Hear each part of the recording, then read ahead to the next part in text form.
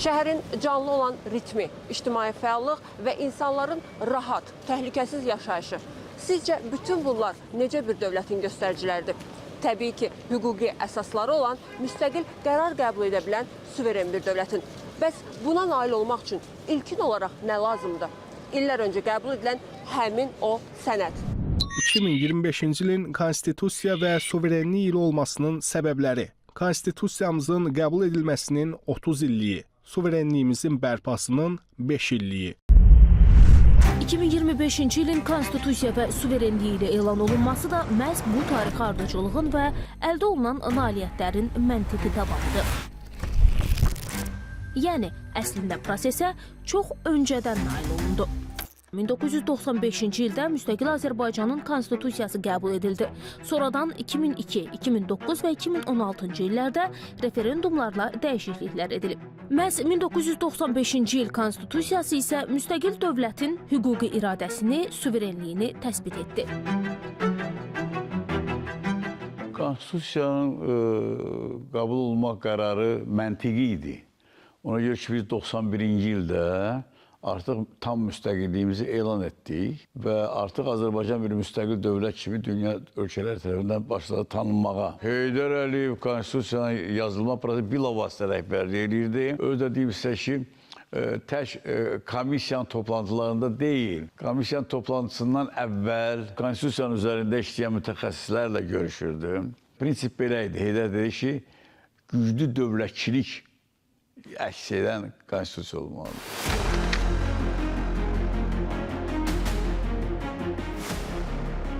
Güclü dövlətçilik ideyası zamanla gerçəkliyə çevrildi. Həmin hüquqi xətt isə müstəqil Azərbaycanın inkişaf istiqamətini müəyyənləşdirdi.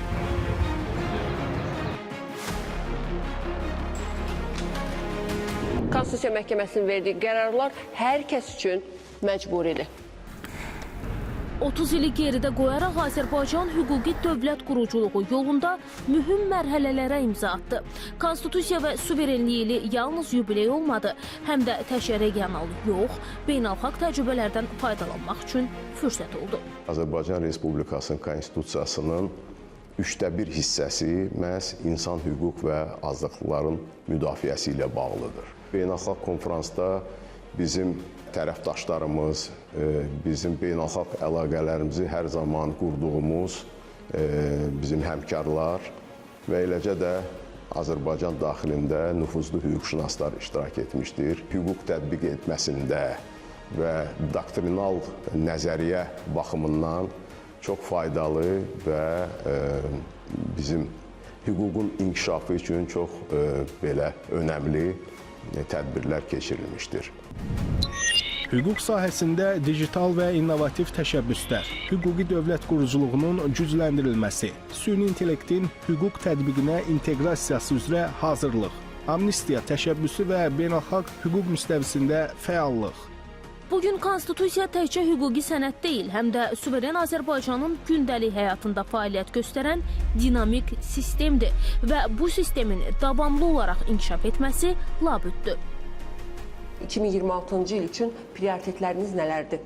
Süni intellektin imkanlarından gələcəkdə əlbəttə ki, səmərəli istifadə olunacaq. Bugün Konstitusiya Məhkəməsində ilkin versiya artıq hazırlanıb, yeni bir platforma hazırlanıb və onun da faydası ondan ibarətdir ki, internetə daxil olmadan bizim məhkəmənin hakimləri, aparat əməkdaşları daha çevik, daha dolğun şəkildə informasiyanı qəbul edib və onu istifadə edilməsi ilə bağlı belə bir platforma biz hazırlamışıq. Bu yaxın vaxtlarda gələn ilin əvvəlindən bu artıq istifadə olunacaq.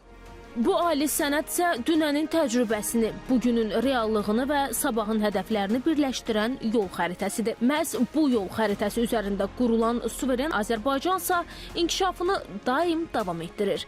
Fidan Mahmudova, Farid Şıxalizadə, Fəzail Kəmalov, Səkinə Hacıyeva, ASTV xəbər.